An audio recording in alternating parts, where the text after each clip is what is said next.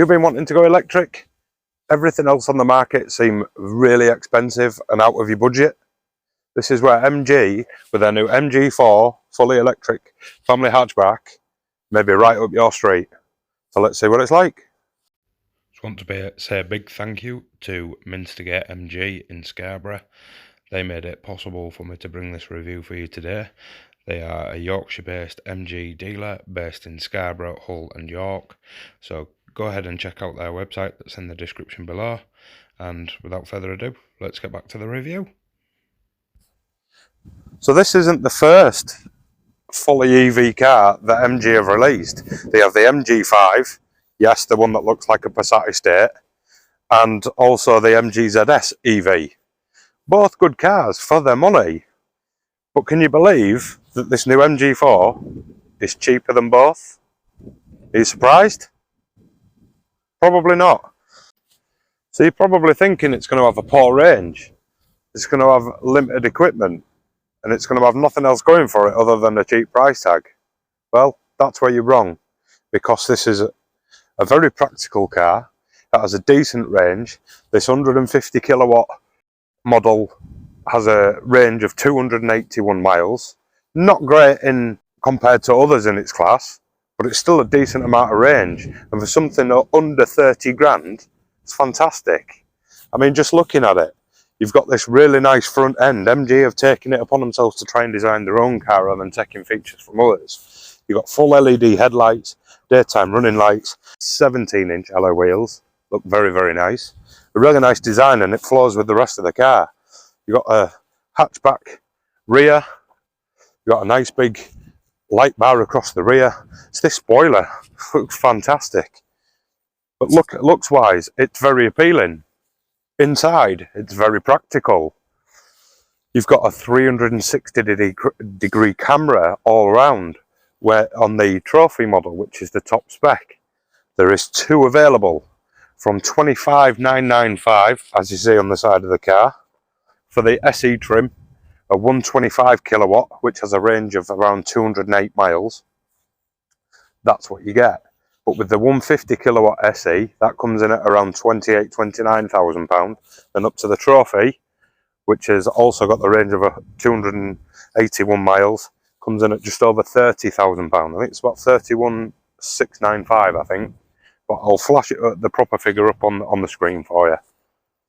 But the thing with the MG4 is, and what it may struggle with, is it's up against some really tough competition, such as the Cupra Born, the VW ID3, and the Renault Megane E-Tech.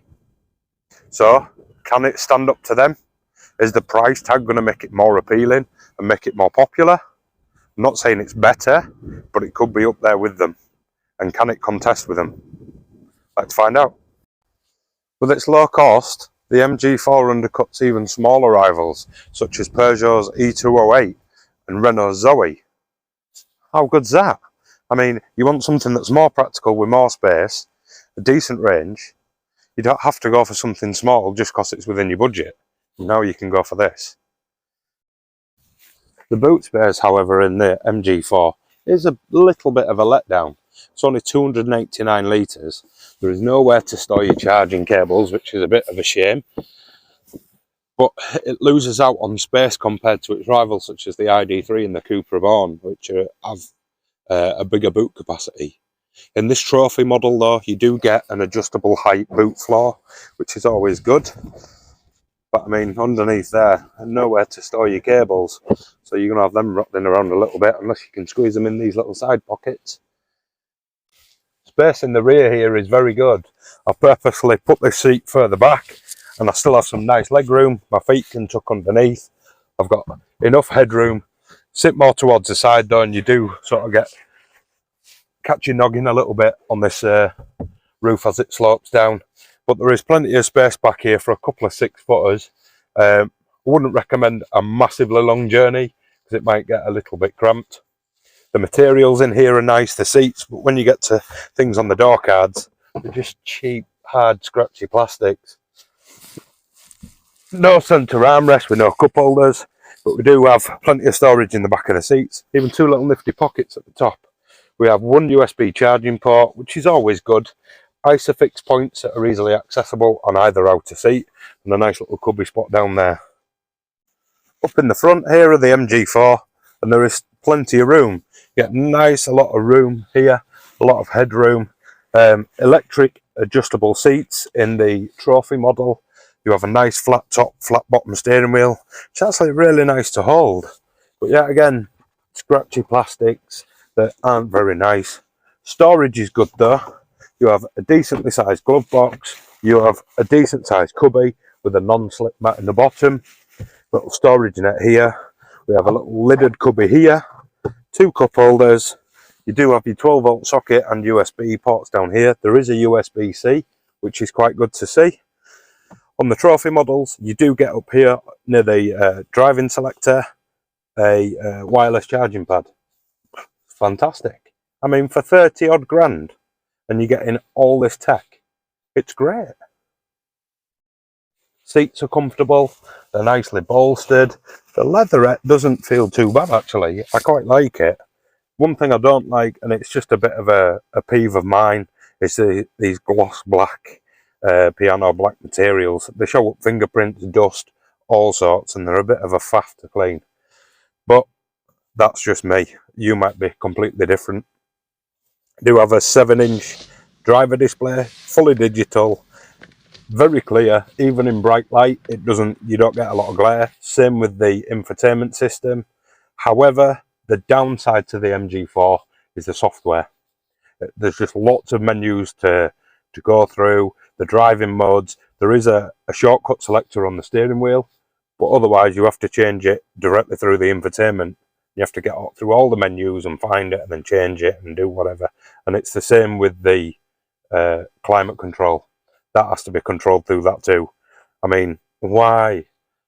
Even now, after all these years, physical buttons, twisty knobs and dials are the future. Please do not put them in the infotainment, because it's such a faff while you're driving to adjust it. And even asking a passenger, it's a bit of a faff. You shouldn't have to do it. So that's it for having a look around the MG4. Let's take it out on the road and see what it's like. Out on the road though, the MG4 is really surprising. It's not as quick as the MG5, but it's a lot more comfortable. The way it holds the road is a lot better. It don't get jiggled about like you feel like you are in the ZS. Build quality seems a lot better than previous MGs too. Normally you get quite a lot of road noise through, and obviously with it being fully electric, it's very quiet. So it's nice to see that they've taken a bit of sound deadening and things like that and added it to the MG4, reducing that road noise. There's good levels of grip, it handles well. Obviously with it being rear-wheel drive, obviously the electric motor provides drive straight to the rear wheels, similar to the Cupra Born. It handles really, really well.